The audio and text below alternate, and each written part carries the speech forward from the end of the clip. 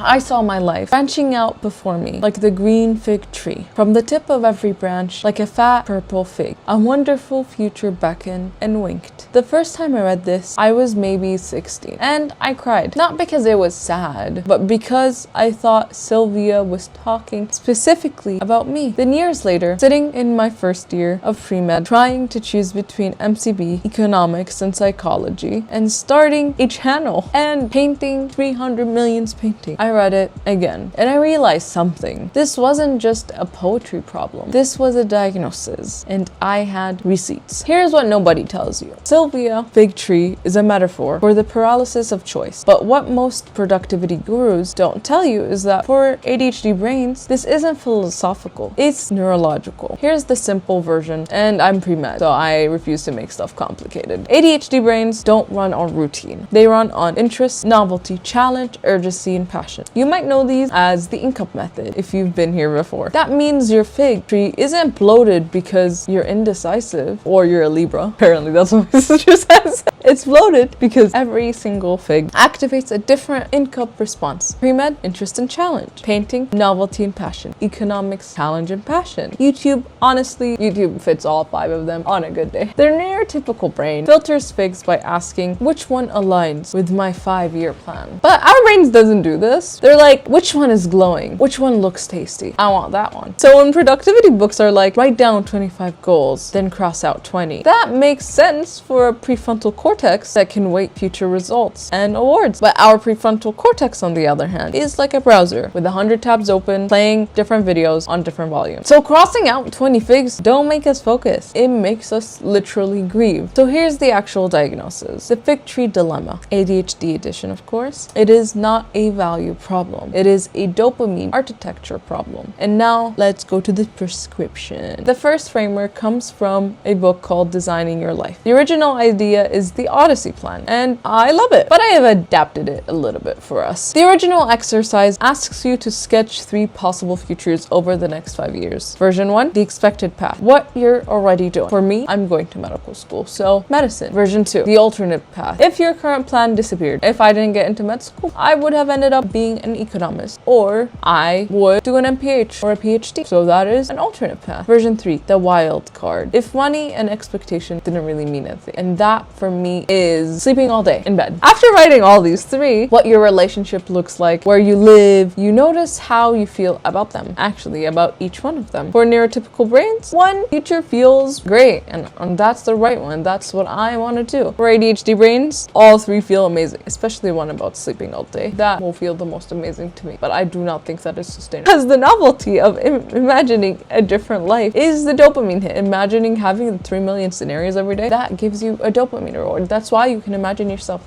in every 3 million jobs that exist out there. So here's how I adapted it. We call it the incup score. After writing your 3 futures, you go through each one and ask which elements genuinely satisfy my interest, novelty, challenge, urgency, and passion. Score each one of them out of 5, 1 per incup element that it activates. Not just the exciting part of imagining it. No, actually, what is the bread and butter of the thing that we're talking about? Then look for overlaps. The fig that appears across maybe all 3 futures. Those are your non-negotiables. Those are what keeps your brain returning regardless of whatever the path is, regardless whatever the work is. For me, every version of my future contained learning, creating something, and having a real conversation with someone that needs help. The Odyssey plan doesn't ask you to choose one path. It asks you to find the seeds that appear in all the figs. What is the main DNA inside of them? What is exactly what makes them a fig on your tree? And then you plant those seeds. You might be thinking, Alred, I did this exercise, it was shit, I don't want to do it, I found my seeds, and I don't know what to do next, you know? What the hell? Calm down, first of all. So let's be for real. That is not failure. That's your ADHD brain saying it needs more data before it actually can commit. And there is a prescription for that too, so stay with me. Tim Urban from Wait But Why wrote one of my favorite articles, How to Pick a Career That Actually Fits You. He uses the concept of the yearning octopus. Imagine an octopus in your head. Each tentacle wants something different. The personal tentacle, identity, meaning, becoming who you want to be, the person that is in your head. The social tentacle, recognition, approval, belonging. The lifestyle tentacle, flexibility, freedom, and balance. The moral tentacle, impact, reducing suffering. The practical tentacle, money, security, and stability. Here's what I'm adding for us. A sixth tentacle, the sensory tentacle, the one that needs the right environment, the right stimulation, the right amount of chaos or quiet. This tentacle explains why you can write a 10-page paper at 2 a.m. but you cannot reply to an email at 3 p.m. When you're standing at the fig tree, paralyzed, run the tentacle check. For each fig, you're considering which tentacle does this genuinely satisfy and which one it is promising to satisfy. There's a difference. Medicine, for example, calls to my moral tentacle, but my sensory tentacle looks at 80-hour work weeks, the fluorescence light, the paging system, and like side-eyeing me every time. It raises one very specific concern. That's why it's side-eyeing. But that doesn't mean it's a sign for me to just be like, you know what, I'll just stay in bed under a blanket all day. That's just diagnostic data. Tim Urban says, dig through the basement of your subconscious and whose voice on which tentacle. Why are you thinking of that specific tentacle and what is the voice in your head telling? يعني في صوت في راسكم يعني يقول اختاري ذا ولا اختاري ذا ولا سوي ذا. بس لازم اني يعني انسألي هل ذا يعني صوتك ولا صوت توقعاتك ولا صوت فلان ولا صوت علان. So for those of us from a high expectation background, and I know that's why you're here, this question is everything. You need to understand whose voice that you're hearing when you are thinking of the tentacles and why something is important in your life. Here is where I respectfully push back on Warren Buffett. The 5-25 rule says, write 25 goals, cross out 20, and circle 5. Those 20 are the enemies of your focus. I understand why this would work for most people. Here's my problem with it though. When you force an interest-based brain to permanently eliminate 20 sources of stimulation, you are not creating focus. You are creating deprivation. And a deprived ADHD brain doesn't stay on a task. It rebels and it wants to go jump off a bridge. I think we want to prevent that. So that's why for us, completing the 5-25 exercise on a Monday and starting a new passion project by Thursday, it doesn't mean that we lack the discipline or the motivation. That literally means that we're in withdrawal. So this is what I would call the polymath protocol. And this is what you substitute that 5-25 rule. Write your 25 goals down, but characterize them. Put them in buckets. Do not remove them. Which one of these need my full hyper focus? These go into bucket. Which one is for low energy fun days? Put it in bucket B. Which one fuel the others? Which one keep me on track for everything else? Put them in bucket C. So for example, bucket A is protected time, destimulation, phone in the other room. This is my study time. This is where I need my full hyper focus. Bucket B, my morning tea, my walking outside, my background music. The low is just the low energy states of trying to relax.